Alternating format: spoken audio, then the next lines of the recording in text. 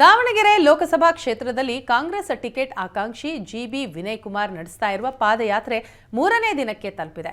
3ನೇ ದಿನವಾದ ಇಂದು ಜಿಬಿ ವಿನಯ್ ಕುಮಾರ್ ಜಗಳೂರು ತಾಲೂಕಿನ ತೋರಣಗಟ್ಟೆ ಗ್ರಾಮದಲ್ಲಿ ಪಾದಯಾತ್ರೆ ನಡೆಸಿದ್ರು.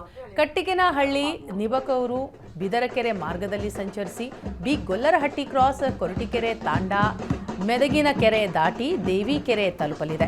ಒಟ್ಟು 50ಕ್ಕೂ ಹೆಚ್ಚು ಕಿಲೋಮೀಟರ್ ದಾಟಿರುವ ಜಿಬಿ ವಿನಯ್ ಕುಮಾರ್ ಪಾದಯಾತ್ರೆ ಹಳ್ಳಿಗಳಲ್ಲಿ ಉತ್ತಮ ಪ್ರತಿಕ್ರಿಯೆ ವ್ಯಕ್ತವಾಗ್ತಾ ಇದೆ. ಮಹಿಳೆಯರು, ಮಕ್ಕಳು, ಯುವಕರು, ವೃದ್ಧರು ಪಾದಯಾತ್ರೆಗೆ ಬೆಂಬಲ ನೀಡುತ್ತಿದ್ದಾರೆ. ದೇವಿಕೆರೆ ಗ್ರಾಮದಲ್ಲಿ ವಿನಯ್ ಕುಮಾರ್ ಇಂದು ಗ್ರಾಮ ವಾಸ್ತವ್ಯವನ್ನ ಮಾಡಲಿದ್ದಾರೆ.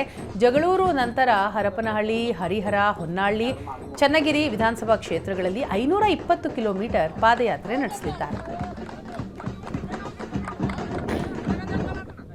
ನೀವು ಪೋಷಕರಾಗಲು ಕಾಯುತ್ತಿದ್ದೀರಾ? ಚಿಂತಿಸದಿರಿ. ಓಯಾಸಿಸ್ ಫರ್ಟಿಲಿಟಿ 90,000 ದಂಪತಿಗಳ ಜೀವನದಲ್ಲಿ ಸಂತೋಷವನ್ನು ತಂದಿದೆ. 7825893601ಗೆ ಕರೆ ಮಾಡಿ. ಅತ್ಯದ್ಭುತ ರಿಯಾಯಿತಿ ಪಡೆಯಿರಿ ಹಾಗೂ ಎಲ್ಲರಿಗೂ ಗುಡ್ ನ್ಯೂಸ್ ಕೊಡಿ.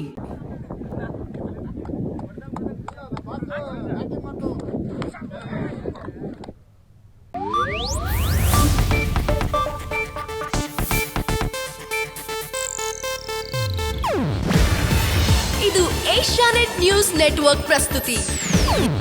ನೀವು ನೋಡ್ತಿದ್ದೀರಾ ಏಷ್ಯಾನೆಟ್ ಸುವರ್ಣ ನ್ಯೂಸ್.